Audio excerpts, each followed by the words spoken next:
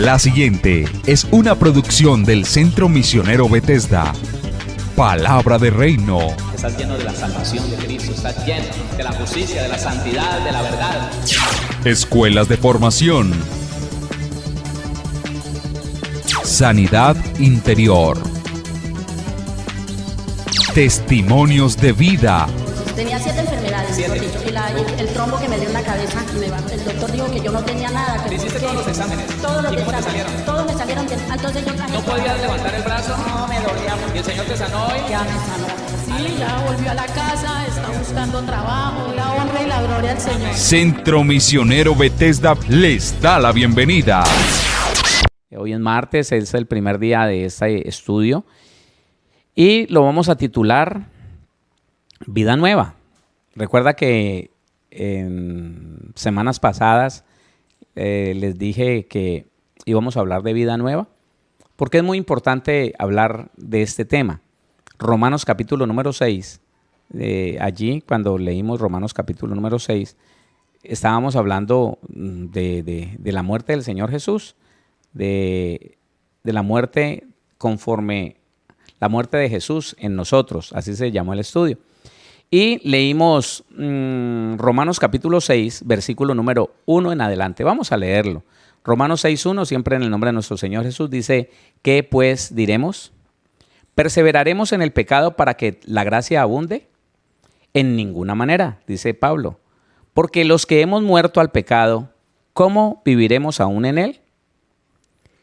¿O no sabéis que todos los que hemos sido bautizados en Cristo Jesús hemos sido bautizados en su muerte? Porque somos sepultados juntamente con él para muerte por el bautismo. Oiga, póngale cuidado a esto. A fin de que como Cristo resucitó de los muertos por la gloria del Padre, así también nosotros andemos en vida nueva. Es muy importante este último versículo, el 4, porque somos sepultados juntamente con él para muerte por el bautismo, a fin de que como Cristo resucitó de los muertos por la gloria del Padre, así también nosotros andemos en vida nueva. Entonces, vamos a hablar de la vida nueva. ¿A qué se refiere Pablo cuando dice que deberíamos andar en vida nueva? Dijimos que esta palabra vida es una de las 4 vidas, 4 significados de vida que aparecen en el griego. Hay al menos 4 significados diferentes de la palabra vida. Ya habíamos hablado de eso, ya hablamos de las 4 clases de vida. Pues quiero decirle que esta palabra vida, cuando uno va a la concordancia, no suena ni bios, no significa bios, no significa psuché, no significa anástrofe, sino que significa zoé. Esa palabra es zoé. Zoé es la vida de Dios. Y yo quiero decirle a usted qué significa vida de Dios. La vida de Dios, vida como un principio, vida como en un sentido absoluto, vida de Dios. La vida que el Padre tiene en sí mismo y que le dio al Hijo encarnado. Eso es. Esa es la vida de la que vamos a hablar. Otra vez, vida zoé, vida de Dios, vida del Espíritu. Vida como un principio, en un sentido absoluto. Vida de Dios, la vida que el Padre tiene en sí mismo y que le dio al Hijo encarnado. Esta es la clase de vida que vamos a estudiar. ¿Por qué? Porque no todas las vidas son iguales, no. La vida de este cuerpo, la Biblia la denomina como vida bios. Y la vida del cuerpo es la sangre. Bios es la vida del cuerpo, bios. La vida del alma es la vida psuché y tiene que ver con lo que es el ánimo, el alma. La palabra ánima significa alma. Entonces, viene del ánimo. La vida del alma es el ánimo. El alma es en sí misma la manifestación de un estado. La vida anástrofe es el estilo de vida. Esa es la vida anástrofe. La Biblia dice en Efesios que ya no vivamos la vida que antes vivíamos, ¿no? Sí, Efesios capítulo, para que usted sepa cuál es la vida anástrofe, está en Efesios capítulo número 4, Dice el versículo 22. En cuanto a la pasada manera de vivir, esa es la vida anástrofe. La pasada manera de vivir, la vida como un estilo, la vida como la forma en que llevábamos nuestras costumbres. Esa es la vida anástrofe. Unos llevaban una clase de vida, otros llevaban otra clase de vida. Unos más terribles que otras, unos más perversos que otros, pero todos llevábamos una muy mala vida. Esa es la vida anástrofe. La vida de Dios. Vamos a estudiar la vida de Dios. Juan capítulo número 5, el Evangelio. Juan capítulo número 5. Y hay que leer Biblia hoy. Versículo número 26. Juan 5, 26. Dice la palabra del Señor. Porque como el Padre tiene vida en sí mismo, así también ha dado al Hijo el tener vida en sí mismo. Entonces escuche lo que le dije de la vida Zoe. Vida como un principio. Vida en un sentido absoluto. Vida de Dios. La vida que no pasa. La vida increada. La vida que el Padre tiene en sí mismo y que le dio al Hijo encarnado. Ahí está. Versículo 26, Juan 5 dice, porque como el Padre tiene vida en sí mismo, así también ha dado al Hijo el tener vida en sí mismo. Esta clase de vida, le repito, es una vida increada. Es una vida que no fue creada. Es una vida que siempre ha estado. Y la tiene Dios. Dios es el proveedor, el portador de esa vida. La vida Zoe, la nueva vida de la que estamos hablando, que es la vida Zoe, es la vida manifestada por el Señor Jesucristo al mundo. El Señor Jesucristo manifestó al mundo esa clase de vida. Primera carta de Juan, capítulo número 1. Primera carta de Juan, capítulo 1. Versículo número 1 y 2. Es el versículo 2 el que necesitamos. Sin embargo, leamos desde el versículo número 1. Primera carta de Juan 1:1. Lo que era desde el principio, lo que hemos oído, lo que hemos visto con nuestros ojos, lo que hemos contemplado y palparon nuestras manos, tocante al verbo de vida, porque la vida fue manifestada y la hemos visto, y testificamos y os anunciamos la vida eterna, la cual estaba con el Padre y se nos manifestó. Mire cómo Juan dice, la vida eterna estaba con papá, pero se nos manifestó a nosotros. ¿A través de quién? A través de Jesucristo. Quiero que usted vaya tomando nota para que se vaya dando cuenta de algo que está ahí y que nosotros no podemos ignorar. Y ya se va a dar cuenta por qué no podemos ignorar esto. Sigamos estudiando, a ver. Él, nuestro Señor Jesucristo, es el autor de esa vida. Ay, ¿cómo así? Pero la tiene el Padre. Ya sabemos que el Padre y Él son uno. Él, el Señor Jesucristo, es el autor de esa vida. Hechos capítulo 3. Vamos a Hechos, libro de los Hechos. Capítulo número 3. El versículo número 15. 3:15 dice la palabra, y matasteis al autor de la vida, a quien Dios ha resucitado de los muertos, de lo cual nosotros somos testigos. Oiga, y matasteis al autor de la vida. Claro, le mataron la vida bios, pero la vida Zoe no se podía extinguir en él. Vaya teniendo eso en cuenta. Cuando nosotros vemos en este versículo que el autor de Hechos, Lucas, está contando que en una de las predicaciones de Pedro, en la defensa que hizo en el discurso que estaba haciendo, él dice, ustedes mataron al autor de la vida, pero Dios lo resucitó.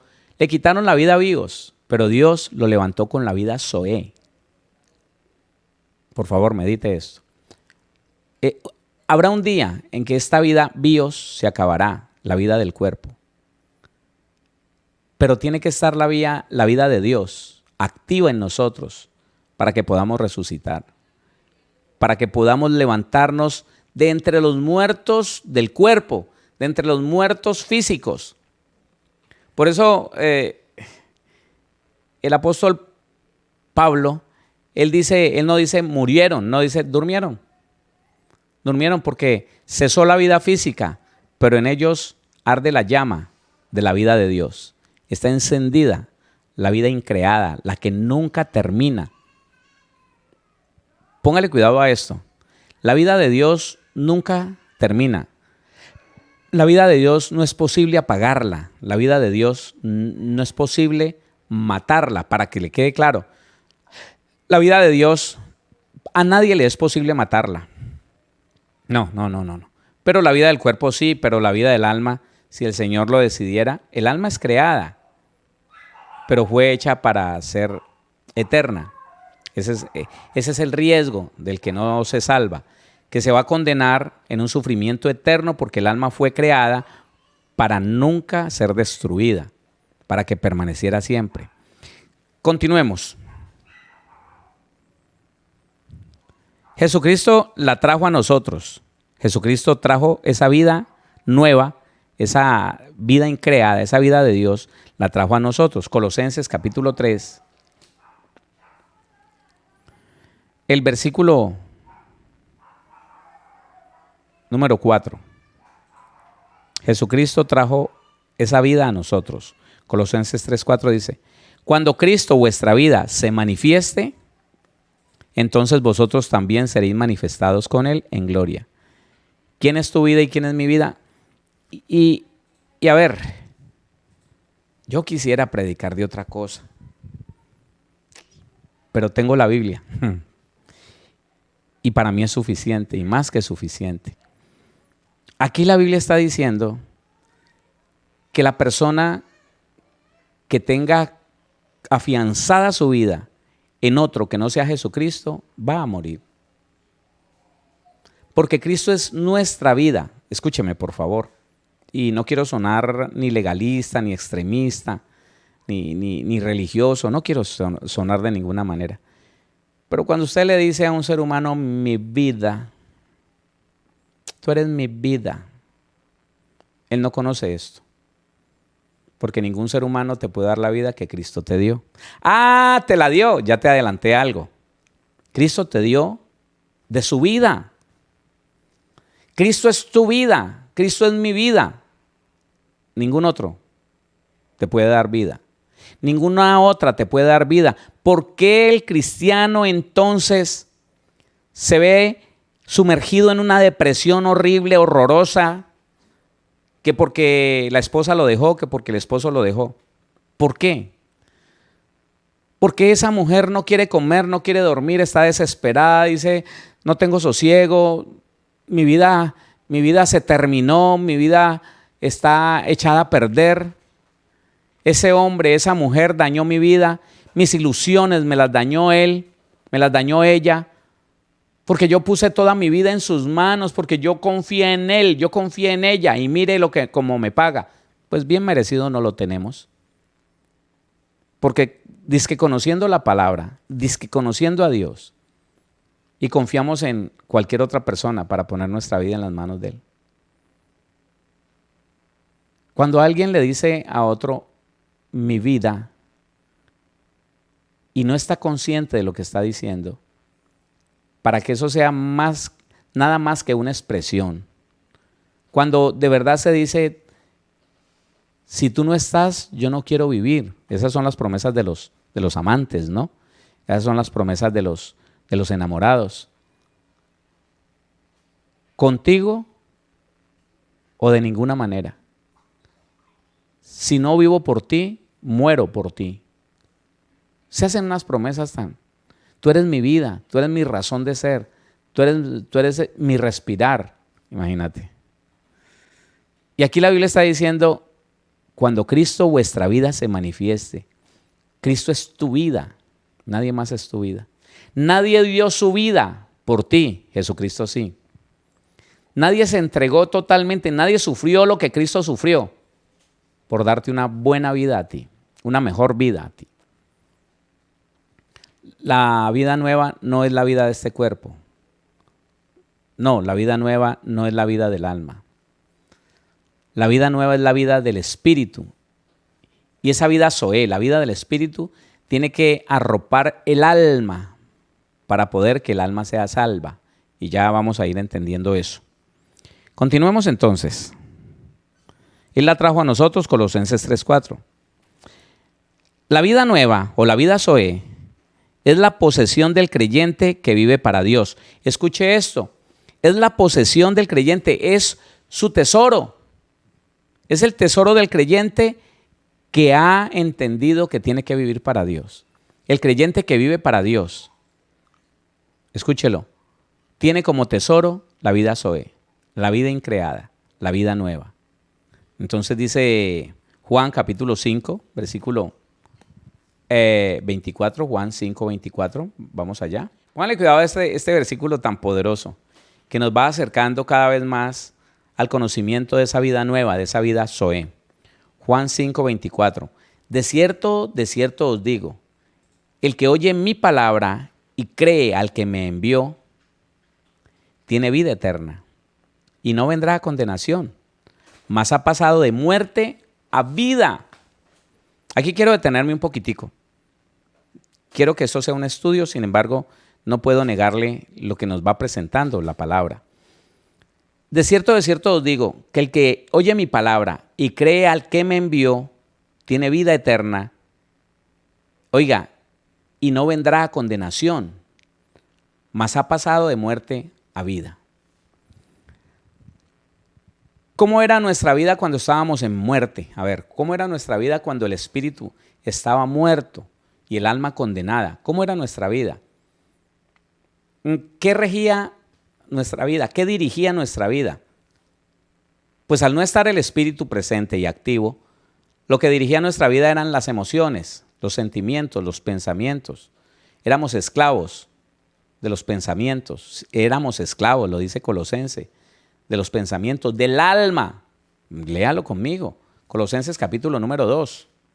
Vaya allá para que se dé cuenta y para que cada vez tenga más claro cuál es la situación del creyente, la situación del verdadero hijo de Dios. Porque no podemos estar pensando que somos hijos de Dios porque vamos a una iglesia o porque sabemos Biblia o porque predicamos. No es así.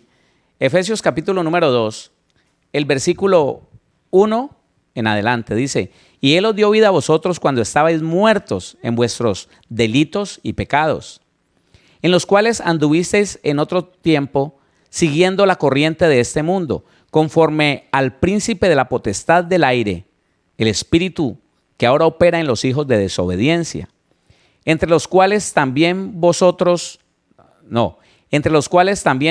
nosotros vivimos en otro tiempo en los deseos de nuestra carne, oiga, y de los pensamientos. Pónganle cuidado, en los deseos de nuestra carne, haciendo la voluntad de la carne y de los pensamientos, y éramos por naturaleza hijos de ira, lo mismo que los demás. Lo que quisiera que todos nosotros nos metiéramos es en el contexto real de qué pasaba en nosotros cuando estábamos muertos. ¿Qué pasaba cuando nuestro espíritu estaba muerto? Pues que éramos esclavos de lo que pensábamos y de lo que sentíamos. Y al cuerpo lo dirigían sus instintos y al alma lo dirigían sus pasiones. Entonces los instintos del cuerpo, y las pasiones del alma dirigían nuestra vida. Entonces vamos para la rumbita, no importa que nos quedemos sin dinero, eso después lo pensamos. No cavilábamos, no razonábamos, no reflexionábamos. No teníamos la capacidad de ver más allá de lo que iba a pasar ese día, solamente pasarla rico, porque era fin de semana, porque era sábado. Los amigos se estaban invitando y el razonamiento era nulo. El día domingo, qué vergüenza tan horrible, sin dinero en el bolsillo, endeudados, tal vez lamentando muchas cosas. Muchos que no se acordaban qué fue lo que hicieron, si pelearon, si ofendieron. Se llenaban de temor y se escondían pensando que iban a venir por ellos en cualquier momento. Entonces, ¿qué significa eso? Cuando pasamos de muerte a vida es que esas obras infructuosas de las tinieblas, las que tenían todo gobierno en nosotros, dejaron de serlo, porque ahora el Espíritu vivió, el Espíritu renovado, el Espíritu recreado. Nos dieron un espíritu nuevo, el Señor nos dio un espíritu nuevo. Ese espíritu recreado hace su trabajo, estorba a la carne, escúcheme, estorba a la carne y gobierna con los principios de Dios. Estamos hablando de que la vida de Dios hoy debería dirigir al cristiano, al ser humano. Estamos hablando de que la vida de Dios en todos los cristianos se debería manifestar de una manera poderosa. La vida, escuche esto. Cuando usted dice, es que mi vida, está hablando de un todo. Es que mi vida ha sido tal, es que mi vida está generalizando, está hablando de su vida general. Por eso la palabra vida es algo que arropa, es algo que gobierna, que está cubriendo la vida de una persona. Y si nosotros decimos que la vida nueva, la vida de Dios está en nosotros, nosotros deberíamos estar viviendo distinto. ¿Sí escuchó eso? Usted y yo deberíamos estar viviendo distinto, no como los demás, no como cualquier otra persona. Entonces déjeme decirle, póngale cuidado, primera carta de Juan, póngale cuidado a esto. ¿Se acuerda lo que dijo el versículo 24 del capítulo 5 de Juan? Hemos pasado de muerte a vida. Ahora, ¿qué dice primera carta de Juan capítulo 3? Primera carta de Juan capítulo número 3, el versículo número 14. Bueno, desde el 13. Hay palabritas que nos sirven mucho, ¿no? Dice el versículo número 13. Hermanos míos, no os extrañéis si el mundo os aborrece. Nosotros sabemos que hemos pasado de muerte a vida. Póngale cuidado a esto. Nosotros sabemos que hemos pasado de muerte a vida en que amamos a los hermanos. ¡Ay, tremendo! Medite en esto, por favor, medite en esto. Es la prueba fehaciente, es la prueba clara, precisa, que nosotros ya no estamos muertos en el espíritu y vivos para la carne. ¿Cómo? En que amamos a los demás. Y amar a los demás es prohibirse hacerle daño a alguien. Y amar a los demás es prohibirse ir a afectar a alguien. El deseo y la acción de hacerle el bien a los demás. Yo quiero que usted medite en esto un poco. La vida Zoé, la vida de Dios, es la vida de aquel que creó, es la vida de aquel que salvó, que redimió al hombre del pecado, que entregó su propio hijo para poder rescatar al hombre de su desgracia, de su maldición.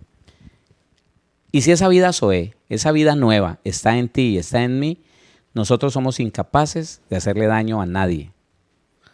Aún aquel que se muestre como enemigo, aún aquel que se muestre como contradictor tuyo, oponente tuyo, aún a ese usted no le hace daño. Y es aquí donde volvemos otra vez y le pido al Señor que me perdone, porque yo le digo, Señor, otra vez lo mismo. Y Él me dice, sí, Héctor, otra vez lo mismo. Y es aquí donde volvemos otra vez a lo mismo.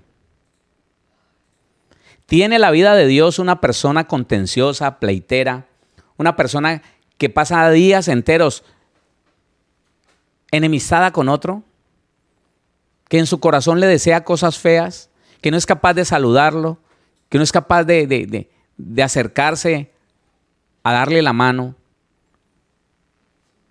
Ha pasado de muerte a vida una persona que es capaz de hablar mal de otro, que es capaz de procurar que mucha gente lo aborrezca porque le dice, vea, ese tipo es así, así y así. Y tengan cuidado con él.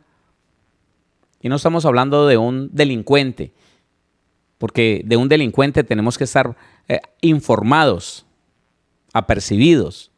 Están hablando de un hermanito en la fe. Están hablando de una persona que nadie ha visto que haga daño, que lo han visto es trabajando para el Señor, que lo han visto haciendo el bien, que lo han visto trabajando para la obra del Señor. pero que alguien se enojó con él y ahí mismo reunió unos cuantos y dijo, mire, ese tipo es así, así, así, es esto, es aquello, es lo otro, tengan cuidado con él. No nos engañemos, Dios no puede ser burlado. Esa persona está manifestando enemistad, obras de la carne, repudio, obras de la carne. Está manifestando mala disposición de ánimo, pleito, contienda con esa persona. Ese esposo cristiano que le deja de hablar a su esposa, esa esposa cristiana que le deja de hablar a su esposo, no importa la razón que tenga, ella no está viviendo la vida de Dios. Ella sigue muerta en el espíritu. Ella sigue muerta para Dios. Aunque el Señor le haya dado una nueva naturaleza. Aunque se ejercite en las cosas espirituales. Y póngame cuidado lo que le estoy diciendo. Aquí, en este punto, le voy a contar algo. Le voy a explicar algo que se da en las iglesias cristianas.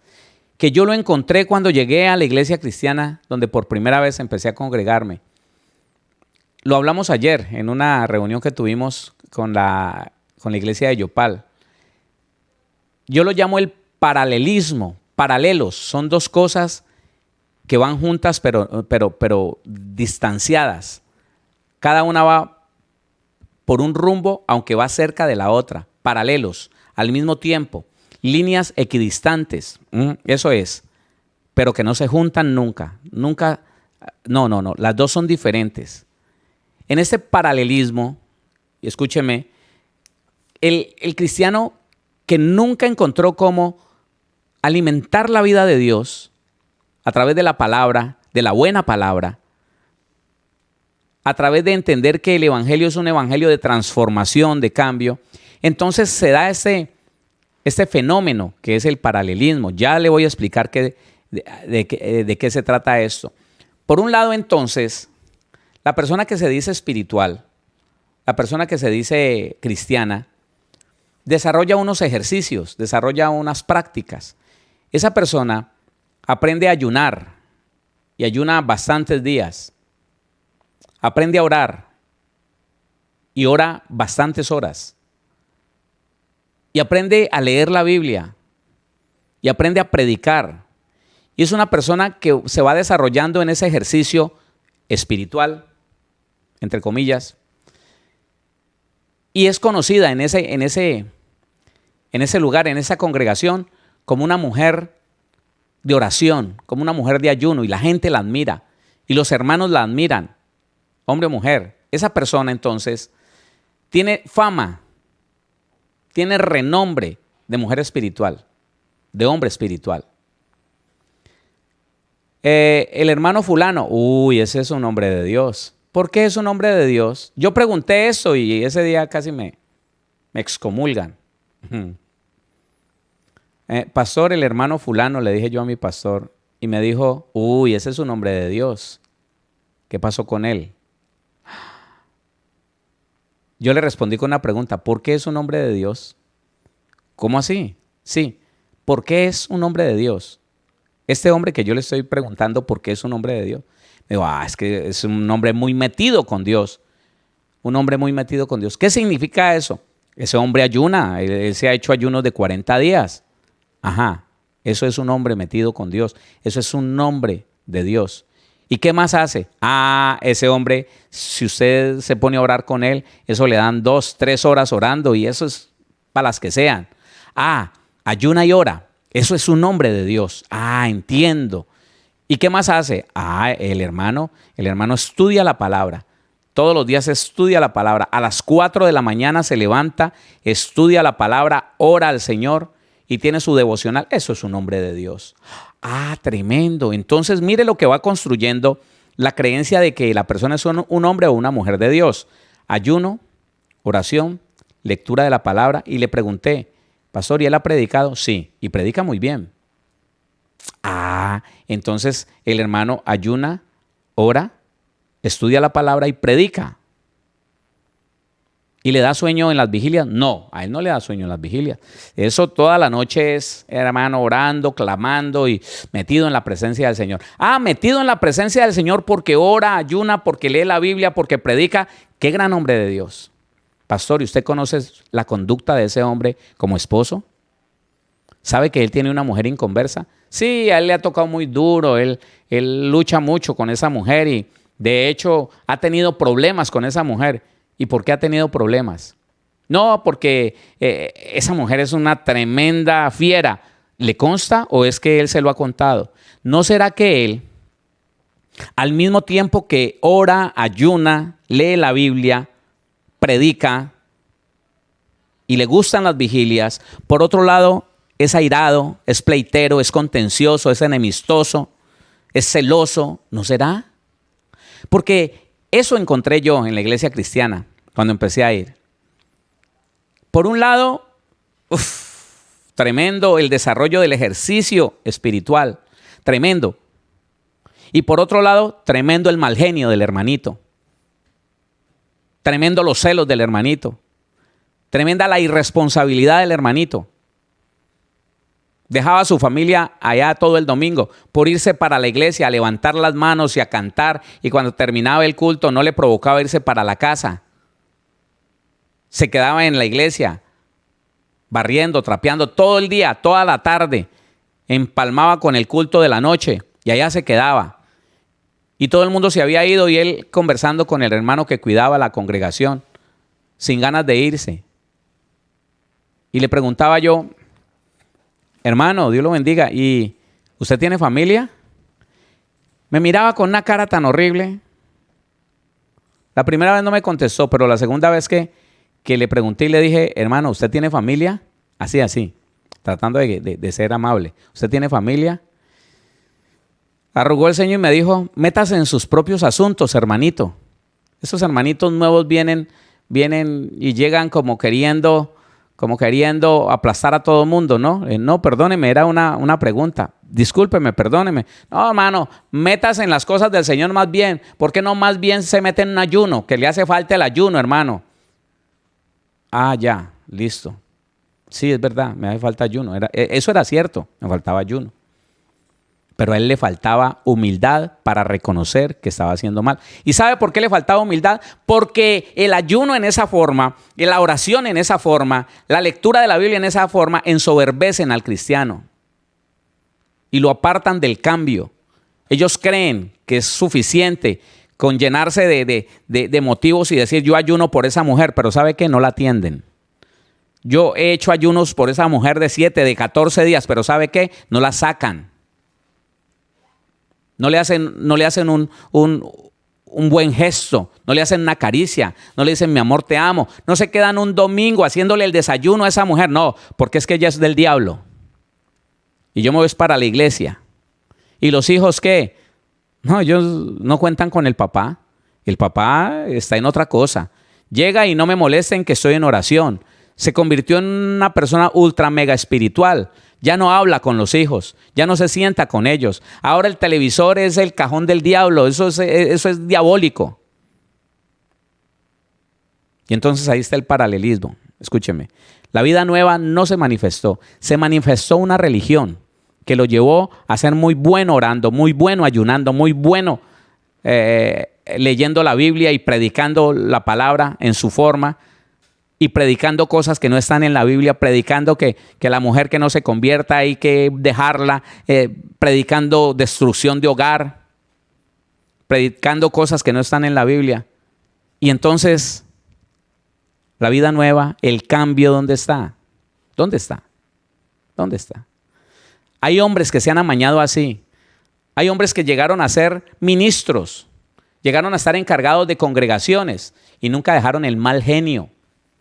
Porque se sentían con derecho a gritar en la casa, a llenarse de ira, a llenarse de enemistad, a encerrarse, a no volverle a hablar a esa mujer.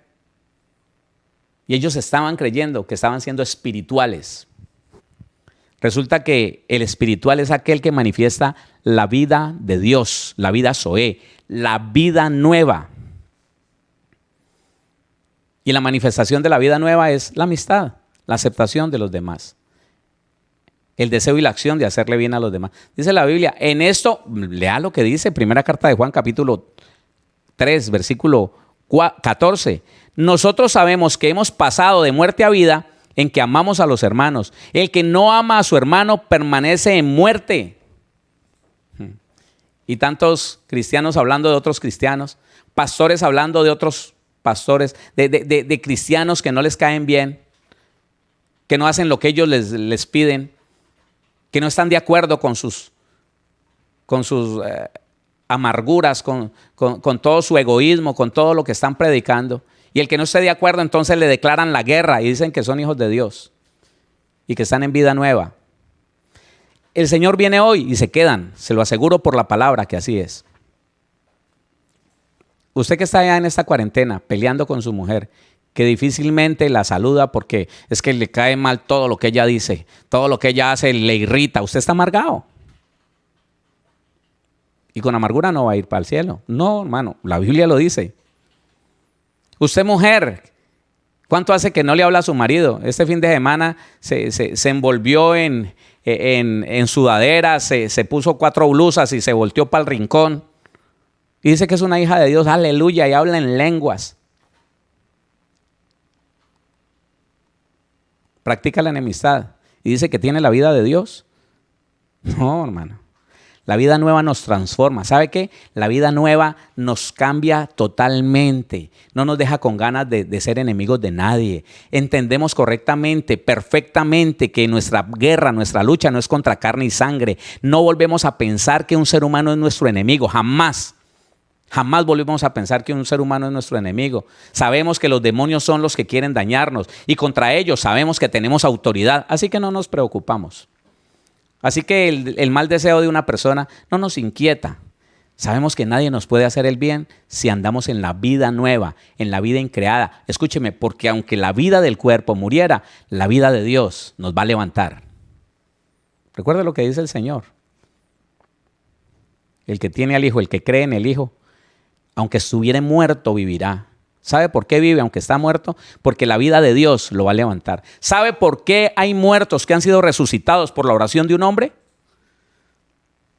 Porque es el mismo Dios que con su vida Zoé, con su vida increada, con su vida que nunca la muerte podrá vencer, lo levantó de ahí. Le devolvió la vida a Bios a través de la vida Zoé. Eso le pasó a Lázaro. Lázaro perdió la vida a Bios. Estaba podrido dentro de esa cueva. Vino el Señor Jesús destilando vida de Dios. Aleluya. Le dijo: Lázaro, sal fuera. Y la vida de Dios fue y recompuso todo ese material dañado, toda esa carne podrida, la reconstruyó.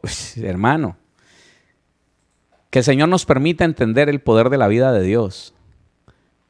Que el Señor nos permita entender que el que tiene la vida de Dios no anda por ahí llenándose de enemigos, enemistado con los demás, en pleitos, en contiendas. Hasta ahora pensando que es que me están agrediendo, que es que me quieren sacar, que es que me quieren.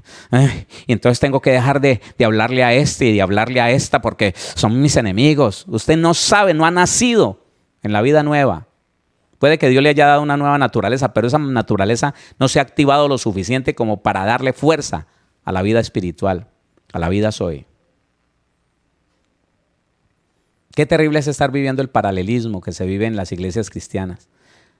Qué terrible es ver que vienen los jovencitos y me dicen: pastor, yo no entiendo cómo es el evangelio. Mi mamá ayuna por mi papá, ayuna todo el día y ora. Y por la noche que viene, en vez de atenderlo bien para amañarlo, le contesta con 2 piedras en las manos. Y mi papá entonces dice: pues me largo. ¿Y sabe qué dice mi mamá? ¿Sabe qué le dice? Después de haber ayunado todo el día y de haber estado mal genio todo el día por el ayuno, ¿sabe qué dice? Pues lárgate, el diablo es el que te lleva, el diablo es el que te arrastra. No te quedas porque el diablo es el que te lleva por donde tu mamá. ¿Por qué no venís? ¿Por qué no te quedás? Y un jovencito de 14 años me dice: yo no entiendo, pastor. No entiendo de qué se trata el evangelio. De acabarse ayunando por una persona, pero dañarlo con las palabras. pero mostrarse mal genio, de mostrarse irritable. Yo le digo a mi mamá, mamá, ¿quién se va a mañar con vos? Mi papá va a terminar largándose del todo. Esa forma tuya es horrible. A nadie le provoca arrimársete. Yo me quedo aquí porque no tengo para dónde irme. Pero yo tuviera para dónde irme, donde mi tía me recibiera, yo me iba. Pastor, yo no entiendo. Yo no entiendo que por un lado lean la Biblia todo el día, descuiden el marido por estar leyendo la Biblia, por estar orando.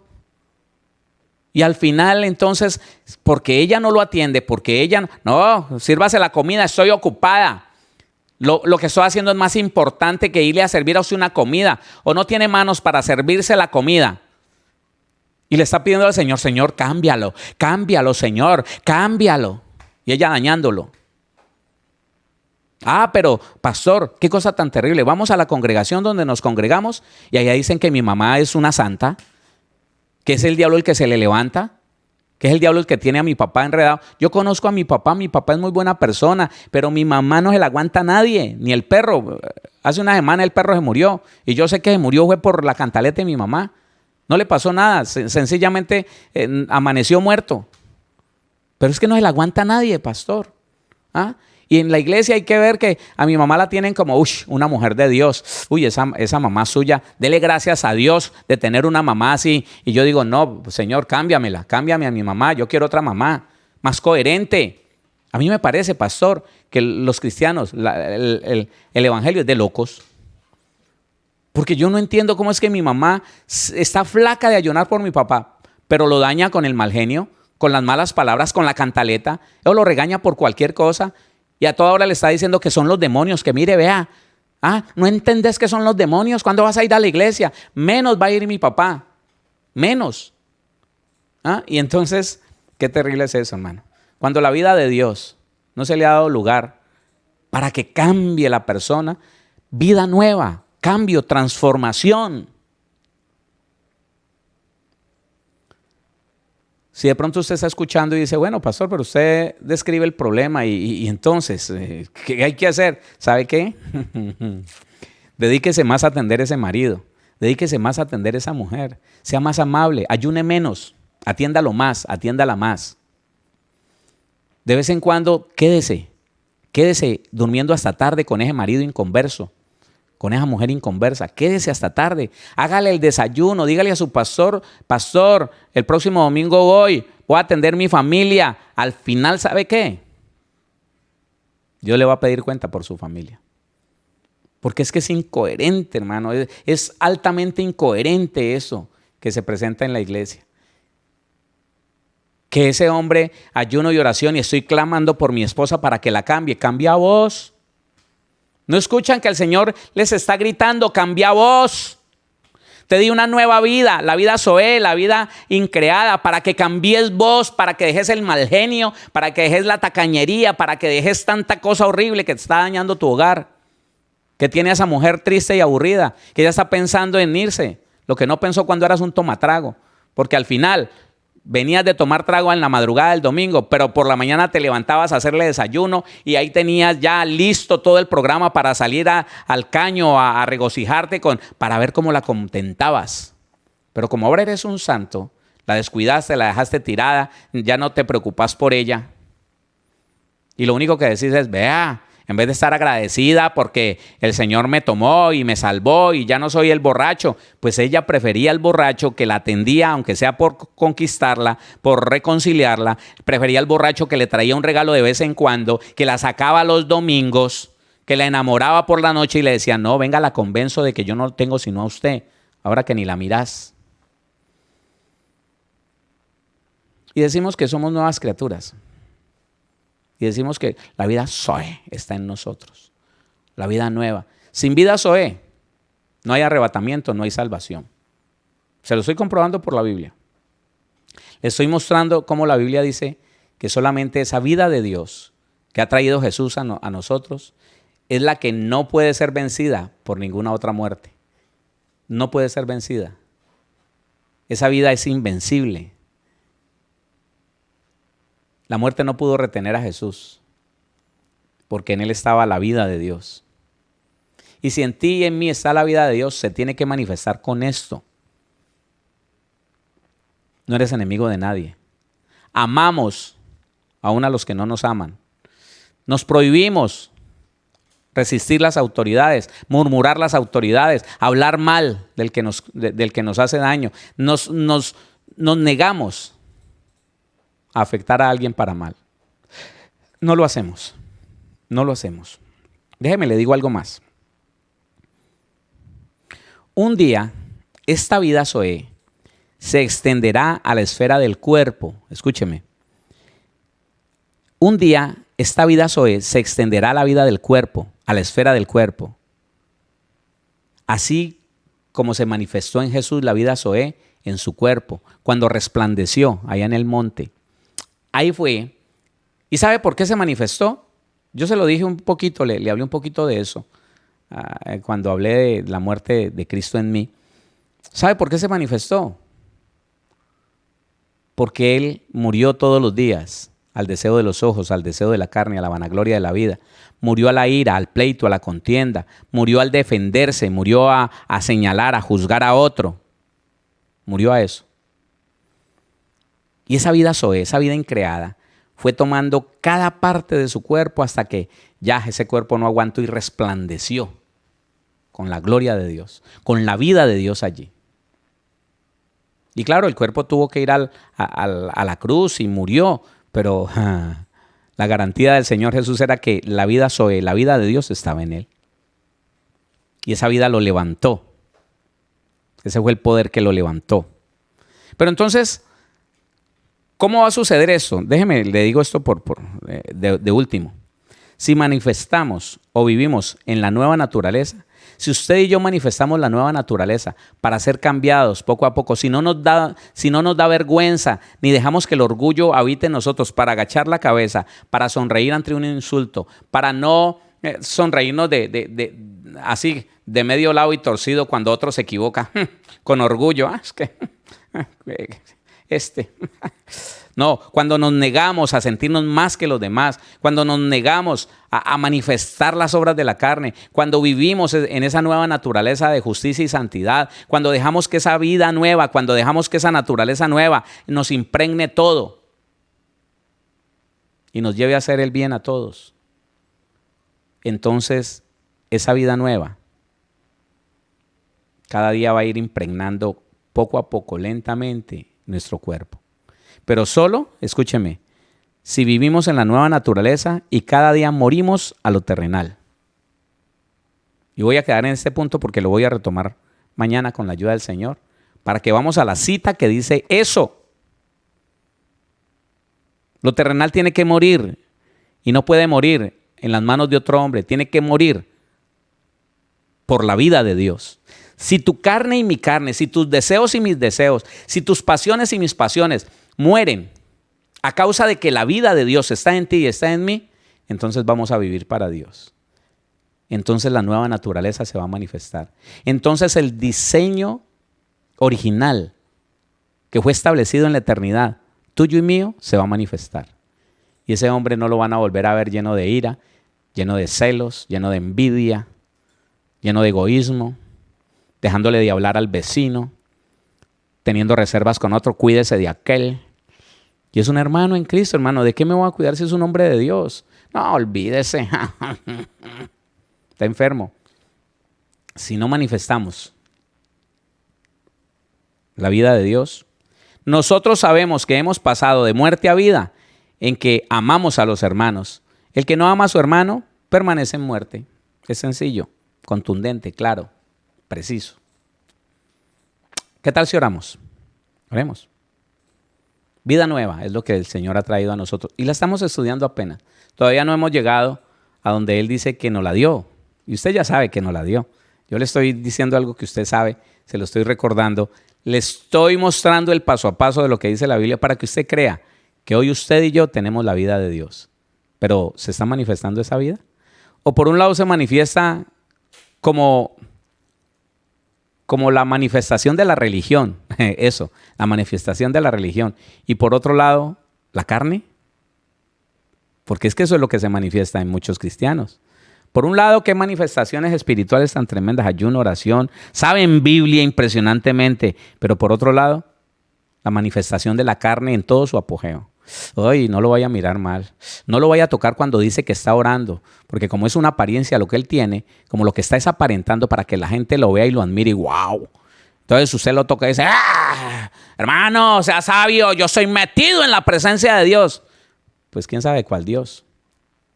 Porque uno en la presencia de Dios, dice la Biblia que hay delicias a su diestra, plenitud de gozo. Una persona que está en la presencia de Dios, lo tocan, y parece flotar y voltea a mirar con una sonrisa y dice, sí, mi hermano, ¿en qué le puedo servir?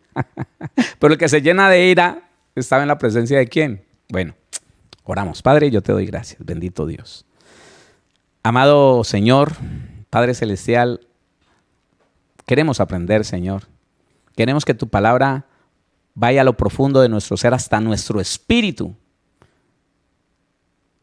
Y que esta palabra sea capturada por él, Señor, para que no se nos olvide y para que nosotros, por nuestra propia voluntad, decidamos vivir esta palabra, Señor.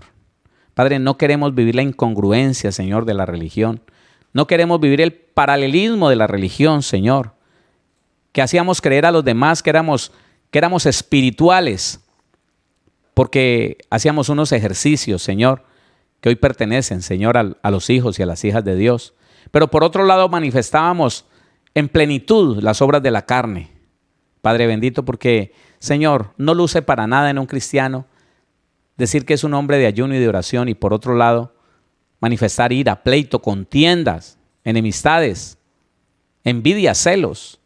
Por el contrario, Señor, luce impresionantemente en un cristiano un hombre de ayuno, de oración, de largas horas de oración, de largos días de ayuno, Señor, pero un hombre lleno de paz, un hombre lleno de amor, un hombre lleno de misericordia, de compasión por los demás, un hombre y una mujer que pagan bien por todo el mal que alguien le pudo haber hecho, que pueden responder en paz a un grito, a una palabra exasperada, a una ofensa, Señor.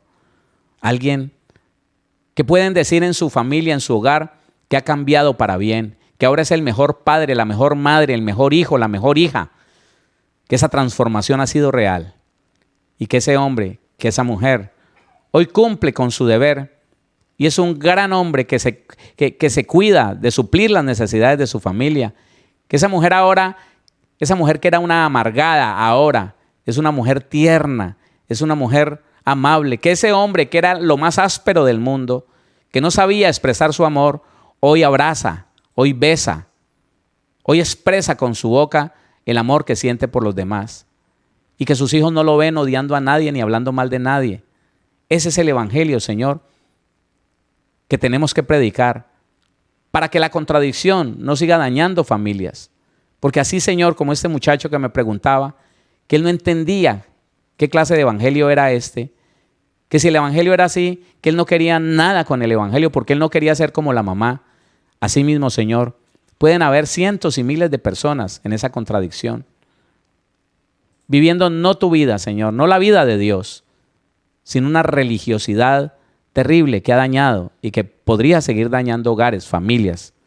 Y el evangelio no es para eso, Señor, el evangelio es para restaurar y fortalecer la familia, Señor, para restaurar las vidas y fortalecerlas en Cristo Jesús. Padre, ayúdanos, Señor, ayúdanos a corregirnos, por favor. Llénanos de tu presencia, bendito Dios. Con tu presencia y tu vida, Señor amado, podremos entender lo que no habíamos entendido y podremos, Señor, dejar ese lugar de religión, Padre, y romper con ese paralelismo, Señor, de que estábamos haciendo dos cosas a la vez y no lo podíamos reconocer. Haciendo lo malo y lo bueno al mismo tiempo, Señor, y diciendo que éramos hijos de Dios, cuando lo que estábamos manifestando en nuestra vida diaria eran las obras de la carne. Padre, pero declaramos, Señor, que esto cambiará, Señor, para la gloria de tu nombre. Yo declaro familias bendecidas, sanas, prosperadas, libres. Yo declaro familias en fe, familias con entendimiento, familias de consagración, familias enteras, Señor, viviendo la vida de Dios en sus vidas, llenos de justicia, llenos de santidad y proveniendo, Señor, y viviendo en la verdad tuya, bendito Dios. Gracias, maravilloso Señor. Gracias, poderoso Padre. En el nombre de Jesús. Amén.